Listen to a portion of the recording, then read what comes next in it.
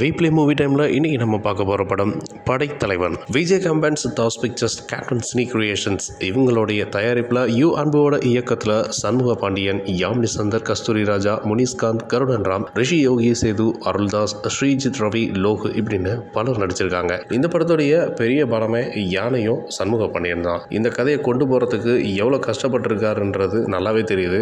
ஏன்னா அன்பு அவர்கள் ஸ்கிரிப்ட் அந்த அளவுக்கு செமையாக செஞ்சுருக்கணும், பட் அந்த அளவுக்கு செய்யலைன்னு தோணுது. ஃபர்ஸ்ட் ஹாஃபில் கதையை நகர்த்துறதுக்கு என்னென்னலாம் பண்ண வேண்டியது இருக்கோ அந்த ஓப்பனிங்கை அழகாகவே கொடுத்துருக்காரு. அண்ட் இதில் வந்து கஸ்தூரி ராஜா ஒரு யானையை வளர்க்குறாரு. அந்த யானையை எப்படியெல்லாம் அன்போட பாசத்தோடு பார்த்துக்கிறாங்க அப்படின்றதான். இதில் சண்முக பாண்டியனுக்கும் இதில் என்ன பங்கு இருக்குன்றதான். பொள்ளாச்சியில் வாழக்கூடிய ஒரு அழகான குடும்பம். இந்த குடும்பத்தில் கஸ்தூரி ராஜாவுடைய தலைமையில் இங்கே ஊர் மக்கள், அந்த ஊர் மக்கள்லாம் எப்படியெல்லாம் இருக்காங்க, அண்ட் இவருக்கும் சண்முக பாண்டியனுக்கும் என்ன ஒரு பந்தம் அப்படின்னு பார்க்கும்போது கஸ்தூரி ராஜாவுடைய மகனாக வராரு. இவர் வாங்கின கடனுக்காக அங்கே ஒரு இடத்துல அவமானப்படுறாரு. அதுக்கப்புறம் நடக்க போகிறது அந்த கதையே. அந்த கடனை அடைக்கிறதுக்கு சண்முக பாண்டியன் அடுத்து என்ன முடிவு எடுக்கிறாருன்றது தான் அந்த ஃபர்ஸ்ட் ஹாஃப். அடுத்து யானை வந்து வனத்துறையிட்ட மாட்டிக்குது. இந்த யானையை வனத்துறையிடம் வந்து எப்படி அவர் மீட்கிறாரு, அது மீட்டாரா மீட்கலையா அப்படின்றது தான் கதையுடைய ஒரு விஷயமே. இதில் வந்து நிறைய சென்டிமெண்ட் விஷயங்கள் கொடுத்துருக்காங்க. பட் சென்டிமெண்ட்டுக்கான ஒரு வீரியமே இல்லாமல் இருக்குது. அண்ட் தமிழ் சினிமாவில் யானையோட சென்டிமெண்ட் தேவர் ஃபிலிம்ஸோடைய காலகட்டத்திலிருந்து கும்கி வரையும் இன்னைக்கு வரையும் ஒர்க் அவுட் ஆயிருக்கு. பட் இந்த படத்துக்கு செட் ஆகலை அப்படின்னே சொல்லலாம். யூ அன்பு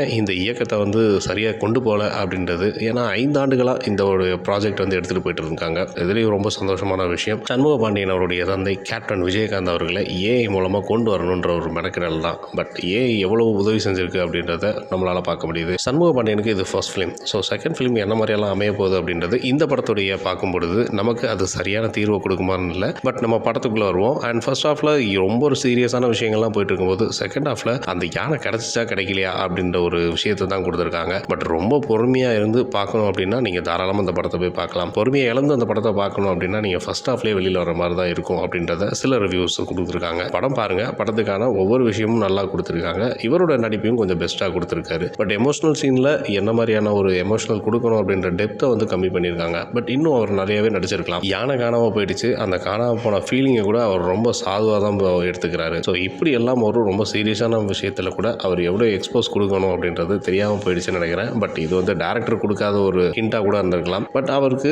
இந்த மாதிரியான ஒரு ஃபீலிங்லாம் கொடுக்கணும் அப்படின்னா டேரக்டர் எந்த அளவுக்கு வேலை வாங்கியிருக்கணும் கண்டிப்பாக வாங்காமல் விட்டுட்டாரு. இதுக்கப்புறம் வந்துட்டு ஃபர்ஸ்ட் ஆஃப் செகண்ட் ஆஃப்கான விஷயங்கள ரேட்டிங்கில் ஸோ 10க்கு வந்து 5.5 வந்து கொடுக்கலாம். ஸோ இருந்தாலும் இந்த படத்தில் நடித்ததுக்கு அவருக்கு ஒரு பாராட்டுகள் நம்ம தெரியப்படுத்திக்கலாம். சண்முக பாண்டியன் அவர்களுக்கு சப்போர்ட் கொடுங்க. எப்படி இருக்குன்றதை பார்ப்போம். அதுக்கு முன்னாடி நம்ம ஒரு வாழ்த்துக்களை சொல்லிடலாம். வீப்ளே மூலமாக மறக்காமல் நம்ம வீப்ளேவை லைக் பண்ணுங்கள், ஷேர் பண்ணுங்கள், சப்ஸ்கிரைப் பண்ணுங்கள்.